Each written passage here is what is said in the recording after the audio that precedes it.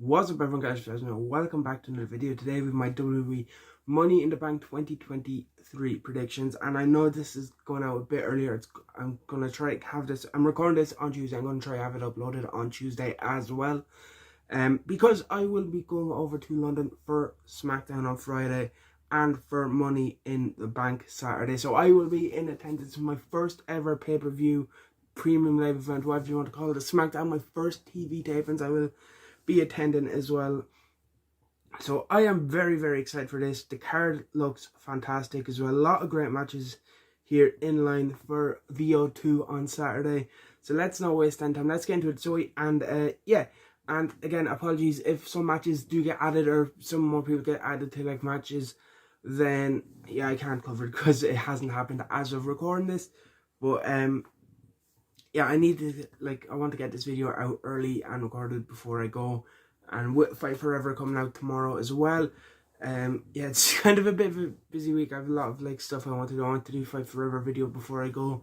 And of course I want to get this up. So yeah, I have to get this out a bit earlier. So yeah, apologies if something does get added.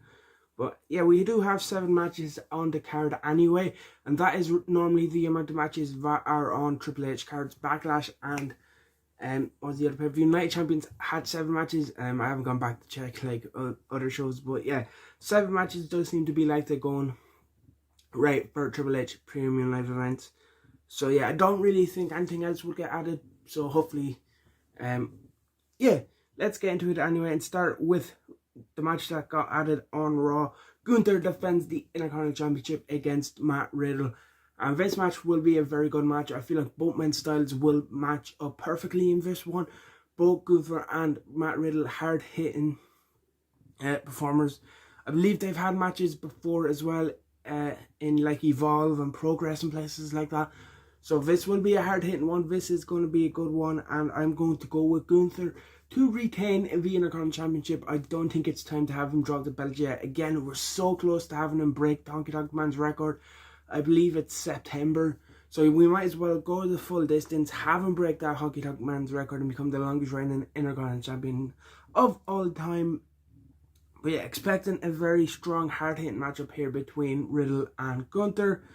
Moving on to the Women's Tag Team Championships as Ronda Rousey and Shayna Baszler defend against former champions Raquel Rodriguez and Liv Morgan. Of course, Liv and Raquel having to vacate the belts due to Liv's injury, making a bit of a surprise return on Friday. Did Liv, it wasn't really any strong rumours or indication that she would be returning. Just kind of happened out of nowhere. And yeah, I wasn't expecting that. But Liv is back and she's once again teaming with Raquel, looking to regain those the Women's Tag Team Championships. I almost called them Raw Tag Team Championships. But yeah, back looking to regain those Women's Championships. I'm going to go with Ronda and Shayna to retain here. I feel like they kind of teased setting up Raquel going for Rhea last week on Raw. But then they suddenly changed direction and I thought they would do Rhea and Raquel at Money in the Bank. But now we're getting this tag team match, which they set up on SmackDown. So yeah, I don't know if they still have plans for Raquel and Rhea. Maybe possibly at SummerSlam. So yeah, I don't think they'll put the belts right back on Raquel and Liv. Maybe they will, and maybe they had plans for them. And maybe Liv's injury wasn't as bad as first feared, and that's why she's back so early. So maybe they're going to pick up on those plans again. But I feel like the plan was always for Ronda and Shayna to pick up the belts anyway. And I feel like we could be in for a long dominant run with Ronda and Shayna, and I just feel like they're only getting started. They only won the belts a couple of weeks ago. They only unified them with the NXT belts last week. So yeah, I feel like there's a lot more left to do here with Ronda and Shayna. We're only kind of getting started with that. So yeah, I wouldn't end it right now. Moving on, Cody Rhodes versus Dominic Mysterio. And I'm very excited for this match. This match will be a lot of fun. Cody and Dom, 2 very good performers. Dom going against Crazy Heat. Cody super over. I kind of want to go with Dominic to get the win here. Maybe Brock Lesnar shows up, costs Cody Rhodes, and sets up Brock and Cody 3 at SummerSlam, which, seems like the direction they'll go for that. We have unfinished business there. That's kind of been put aside. Cody's kind of moved on to Dom, so maybe Brock does show up and cost Cody or maybe not, and you know, Brock ain't traveling to the UK, so maybe we set that up on Raw. But yeah, I don't know. I just kind of have a feeling about Dom here. Again, like, it's hard to go against Cody Rhodes though. But I'm gonna go upset. I'm gonna go Dominic Mysterio. I have a feeling about Dom in this one. But yeah, it is a, you know, it's hard to go against Cody Rhodes, but I just have a feeling about Dominic in this one. I just can't shake it. So yeah, we're gonna go with Dom to get the win over Cody Rhodes. Then we'll move into Seth Rollins versus Finn Balor for the World Heavyweight Championship. I so badly want to go Finn Balor. I would love Finn Balor, one of my favorite wrestlers ever. Of course, being Irish, you know, Finn Balor, huge, like, impact on me. Like, he's the reason I started watching New Japan. He's the reason I got introduced to, like, New Japan through Bullet Club. Like, I so badly want to see him win a world title in person. But Seth just won the belt that night, Champions at the last pay-per-view. He's had some open challenges, so he does have some defenses under his belt. But again, it's kind of like, are we only getting started with Rollins? But again, on Raw, they had a great video package from Finn where they kind of justified Finn in a way. They were like, yeah, I was the first Universal Champion. You injured me. And when I handed over that Universal Championship and I was walking up the ramp, you came out and you started laughing at me. And you're kind of sitting there and you're like, you know what? Finn is right. I want to see Finn get his payback. And again, I love Seth Rollins though, but Finn Balor is just one of my all-time favourites. Two of my all-time favourites. I'm going to go Finn. I think we get a bit of a surprise here. I think we get a title change. I think it could play into stuff with Judgment Day and Damian Priest that they've kind of teased. So yeah. I'm gonna go Finn. I'm going with my heart over my head on this one. I'd love to see Finn Balor win the World Heavyweight Championship. This is going to be a banger of a match. Seth and Finn have amazing chemistry. And yeah, I'm excited to see these two tear it down once again. Hopefully nobody gets injured this time. So yeah, we're going to go Finn Balor, new World Heavyweight Champion. I'm not, again, this is like Cody and Dom. Maybe I'm going with my heart over my head too much, but I don't know. Let's move on to the two Money in the Bank matches because I want to leave the Bloodline stuff to last. I'll start with the women's. Zelina Vega, Becky Lynch, Zoe Stark, Bayley, Io Sky and Trish Stratus, the six, challenging for the women's Money in the Bank. I'm torn between two here. I'm thinking either Becky or Io. Again, maybe that's just preference. I could see Trish potentially winning it, but do I see Trish going on to have a world title run? No, I don't see Trish being the one to beat Asuka or Rhea. And yeah, even if Bianca or Charlotte wins it back on SmackDown, I feel like they're going into a Bianca-Charlotte feud, and I'd like to see them use Money in the Bank to set up Io and Asuka. That way, of course, we've kind of teased Becky winning. It's the only thing she hasn't done. They've been building up as a big deal. So I think what we will see is Becky on the top about to do it, and then Trish and Zoe end up taking her out.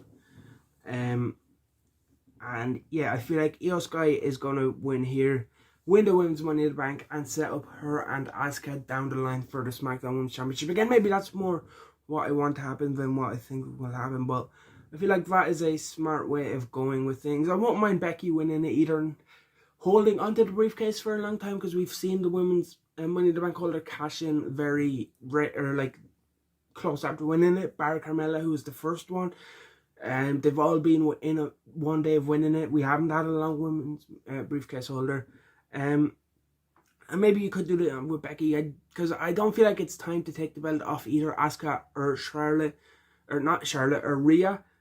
Even though I do feel like Charlotte could take the belt off Asuka and set up her and Bianca.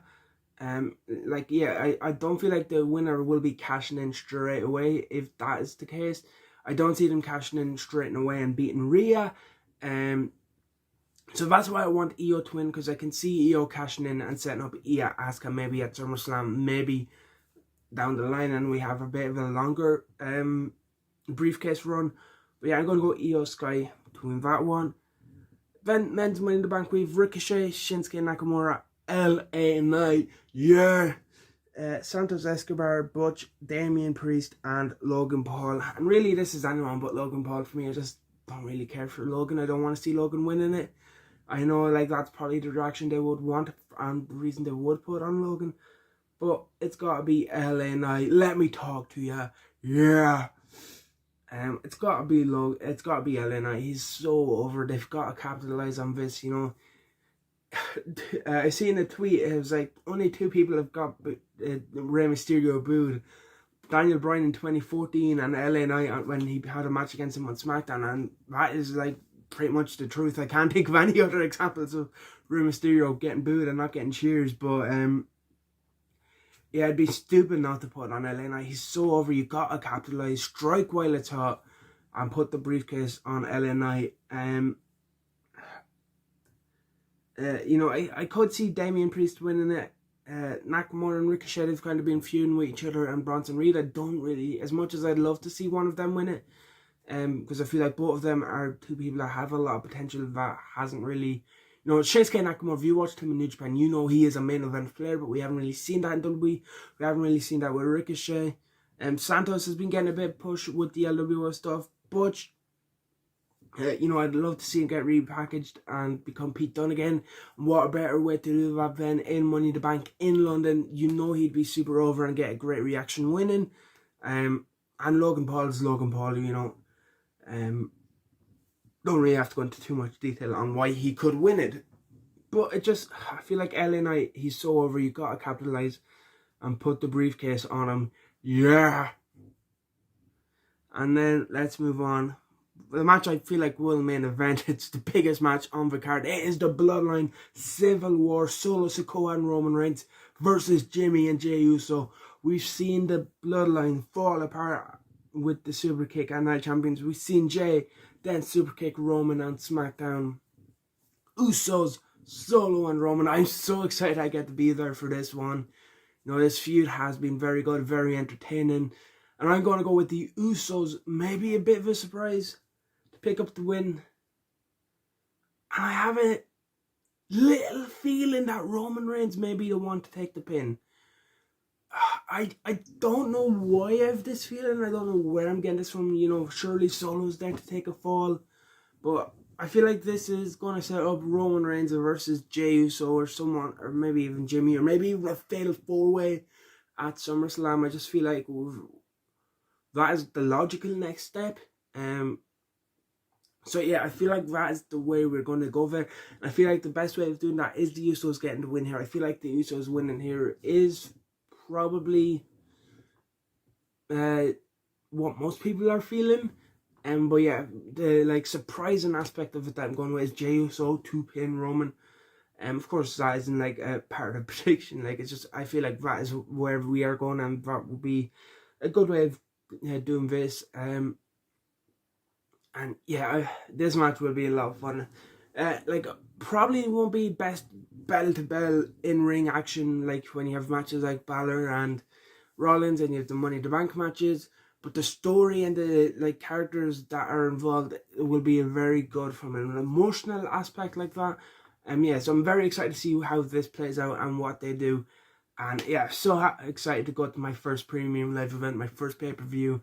Even on Friday, first SmackDown taping, and you know, getting good matches there like Sami Zayn and Owens versus Pretty Deadly, Asuka and Charlotte. You know, a lot of good stuff coming up this weekend. Excited to go to it.